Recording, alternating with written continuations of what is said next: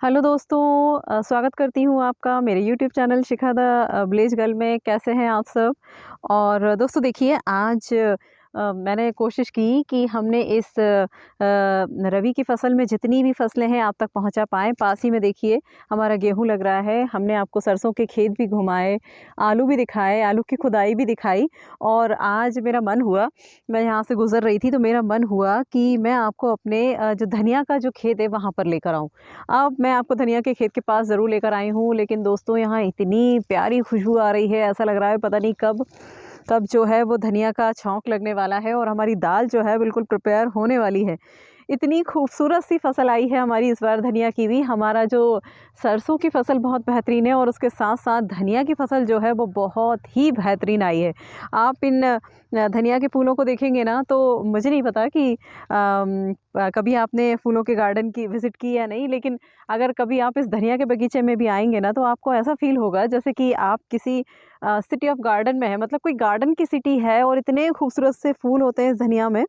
और धनिया आप सबने खाया होगा, ज़ाहिर-सी बात है, हम सबके घरों में धनिया मेन पार्ट होता है हमारी सब्जियों का। लेकिन ये धनिया के जो ये फूल है ना, ये इतनी प्यारी-सी आपको फीलिंग्स देते हैं यहाँ पर। और कच्चा धनिया, जब आप इस धनिया को, जब भी आपको अगर मार्केट में ये धनिया मिले तो प्लीज़ आप इसे लेकर ज़रूर आइएगा और फिर इस खड़े मसाले को पीस कर फिर आप इसको अपनी सब्ज़ी में डालिएगा। इतना अच्छा लगेगा आपको। और इस बार धनिया की फसल इतनी अच्छी है, इतनी अच्छी, सारी ही फसलें अच्छी हैं। बस थैंक गॉड फरवरी के महीने में अगर बहुत ज़्यादा पानी और ओलावृष्टि नहीं होती है तो हम बहुत अच्छी, सारे ही किसान जो है बहुत अच्छी क्रॉप ले पाएँगे। हमारी देश की अर्थव्यवस्था है वो बहुत ग्रो कर पाएगी, क्योंकि धनिया अच्छा है, सरसों अच्छी है, गेहूँ अच्छे हैं। बस सोयाबीन ने थोड़ा-सा प्रॉब्लम क्रिएट की थी। और दोस्तों, मेरी आदत नहीं है कि मैं चश्मा लगा के कोई वीडियो शूट करूँ, लेकिन मेरी धूप में आँखें नहीं खुलती हैं बहुत ज़्यादा, मुझे परेशानी होती है अक्सर।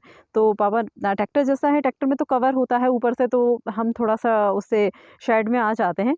लेकिन इस तरह से जब धूप में आओ ना तो बहुत ही दिक्कत आती है, मेरी आँखें नहीं खुलती हैं और इस वजह से मुझे है ना ये इसको लगाना पड़ा। तो मेरी कैमरामैन मेरे साथ आए, मेरे साथ धनिया के बगीचे में घूमे और बहुत प्यारी सी खुशबू का, इसकी खुशबू को मैं अगर थोड़ा-सा और महसूस करना चाहूँ तो यूँ मसल लीजिए, यूँ। और उसके बाद आप इसका आनंद लीजिए। आप किसी अलग ही दुनिया में होंगे, आप अपनी उस बचपन की दुनिया में होंगे जहाँ कभी आप दादी या नानी के घर जब जाया करते थे। अभी कुछ ही दिनों में जो है वो होले आने वाले हैं और होली का टेस्ट इतना यम्मी होता है, मुझे इतने अच्छे लगते हैं होले, मैं बता नहीं, मुझे भुट्टे भी इतने पसंद नहीं है, मतलब मैं भुट्टे भी बहुत ज़्यादा नहीं खाती, लेकिन होले तो मुझे बहुत ही पसंद है। और दोस्तों, ये धनिया को देखते से ही ना मुझे मेरी नानी के घर की याद आ जाती है। मेरी नानी का घर जो है वो गुना डिस्ट्रिक्ट में है, मतलब कुमराज। और वहाँ पर जो है, जो मंडी है वो एशिया की सबसे बड़ी मंडी है। और नानी के घर की बहुत सारी खूबसूरत यादें हैं और इस धने को देखो ना तब उन खूबसूरत यादों से कहीं न कहीं हमारा मन जाके जुड़ ही जाता है। और इसलिए भी जुड़ जाता है, बहुत सारी चीज़ें हमने नानी के घर सीखी पहली बार, जैसे कि हमारे घर कभी ब्रेड नहीं आते थे, तो हमने ब्रेड क्या होता है वो नानी के घर जाकर देखा, कि क्योंकि हमारे यहाँ सब कुछ मतलब रेडी टू, मतलब जो घर पे बना है खाना वही चलता था।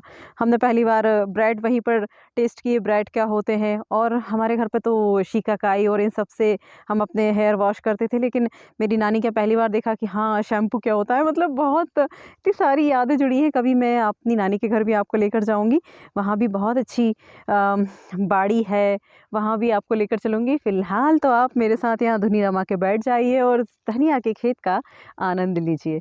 और मेरी कैमरामैन भी बहुत खुश है, बोल रही है कि आज हम बहुत अच्छी जगह पर हैं। और ये धनिया ना इतना घना है कि मैं चाहकर भी इसके अंदर नहीं जा पा रही हूँ। और मुझे हालाँकि थोड़ा-सा डर भी लगता है कि किसी के ऊपर पैर ना रखा जाए, कोई फसल भी खराब ना हो, और मैं इसके अंदर नहीं जा पा रही हूँ। मुझे डर लगता है कि कभी किसी जीव के ऊपर पैर ना रखा जाए मेरा, उसे कोई तकलीफ़ ना हो मेरे आने से। और ये जो सरसों होती है ना, ये बेकार वाली सरसों होती है। अक्सर जो गेहूँ के बीच में उगती है, धनिया के बीच में उगती है, देखिए इसमें कोई फली नहीं होती है। ये घास वाली फसलें होती हैं, इसमें कोई फली नहीं होती। ये इसमें कोई फली नहीं होती। और अक्सर इन सरसों को जो है वो जो हमारे चरवाहे होते हैं या जो किसान होते हैं ना, वो उखाड़ लेते हैं और अपनी गाय भैंसों को ले जाते हैं। एक काम करती हूँ ना, मैं एक बहुत अच्छा सा बंच बना लेती हूँ और इसको, हालांकि हमारे यहाँ तो कोई गाय नहीं है, लेकिन रास्ते में हमें बहुत सारी गाय मिलेंगी, हम उन्हें दे देंगे। तो ये जो है हमारे धनिया को या किसी भी और क्रॉप को ग्रो नहीं होने देता है अच्छे से, इसलिए इसको तो उखाड़ ही लिया जाता है। ये किसी काम का नहीं है। ये सरसों नहीं है, जस्ट ये जंगली एक तरह से फूल है। और मैं ज़्यादा भी उखाड़ के क्या करूँगी। देखिए कैसी लग रही हूँ मैं इस गुलदस्ते के साथ, बहुत अच्छी ना। आप लोगों के बहुत अच्छे-अच्छे कमेंट मिल रहे हैं मुझे और मुझे बहुत खुशी हो रही है। कोई वीडियो किसी को बहुत पसंद आता है, कोई वीडियो किसी को बहुत पसंद आता है, लेकिन मुझे तो आप सबके साथ ये सब कुछ शूट करने में और आपके लिए दूर-दूर तक बगीचे की सैर करने में और यहाँ आके वीडियो शूट करने में ही बहुत अच्छा लगता है। मुझे लगता है शायद आपको पसंद आ रहा है, इसलिए मुझे यहाँ आना चाहिए। वह तो अक्सर वैसे मैं बहुत आती हूँ। और हाँ, अगर किसी को धनिया चाहिए हो तो प्लीज़ मुझे ज़रूर बताइएगा। धनिया हमारे यहाँ बहुत सारा प्रोडक्शन होता है। सरसों की तरह ऐसा नहीं है कि हम इसे पहली बार इसकी क्रॉप ले रहे हैं। हम पहले भी बहुत सारा इसका प्रोडक्शन ले चुके हैं। बस एंड टाइम पे पानी नहीं गिरना चाहिए, इसका कलर जो है वो ग्रीन का ग्रीन रहना चाहिए, फिर हमें इसका बहुत अच्छा रेट मिलता है। और इसमें अभी जो है वो महू का प्रकोप हमें नहीं दिखाई दे रहा है। महू मैंने आपको बताई थी क्या होती है। बहुत छोटे-छोटे से मच्छर होते हैं ब्लैक कलर के, और वो इनका सारा रस पी जाते हैं और इनका जो है वो ग्रोथ कम हो जाती है। लेकिन इसमें जो है महू का प्रकोप बिल्कुल नहीं है। यहाँ पर दवाई जो है वो हम प्राइमरी स्टेज पे ही छिड़क चुके थे, मतलब फल ये धना आने से पहले, तो हमारा धना भी सुरक्षित रह गया और महू से हमारा वो भी नहीं हुआ। तो बस थोड़ा-सा और हम इस बगीचे में घूमेंगे और फिर उसके बाद हम आपसे लेंगे विदा। चलते-चलते ही चलिए आइए हम थोड़ा-सा आपको गेहूँ और दिखा देते हैं अपने।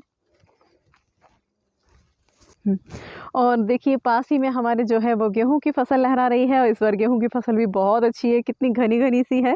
और आप देख सकते हैं, बिल्कुल ऐसा लगेगा आपको कि कोई चादर सी बिछी हुई है मखमल की। और गेहूँ जो है बस मुझे लगता है थोड़ी-सी कसर और है। मुझे लगता है अगर मौसम ठीक रहा तो 1 महीने में गेहूँ तो पककर तैयार हो जाएगा। और अगर हमें भूस चाहिए होगा तो हम इसे हाथ से काट लेंगे, और हमें भूस नहीं चाहिए होगा तो हार्वेस्टर से इसकी कटिंग करवा के जल्दी से फ्री हो जाएँगे। क्योंकि मंडियाँ भी इस बार, मंडियाँ नहीं है, जो हमारी सोसाइटी होती हैं वो भी जल्दी से ओपन हो जाएंगी। स्लॉट बुक कराना है, साथ ही इस फसल को मंडी पहुंचाना है। और जब मैं इसे मंडी लेकर जाऊंगी तब मैं आपको अपने साथ ज़रूर रखूंगी, ताकि आप मेरे साथ मंडी चलें और वहाँ के नज़ारे भी देखें। तो दोस्तों कैसा लग रहा है आपको ये सब? गेहूँ की फसल, धनिया की फसल, सरसों की फसल सब आपके सामने है और मैं भी आपके सामने हूँ। तो प्लीज़ इसी तरह से बने रहिएगा हमारे साथ। जय हिंद, जय भारत।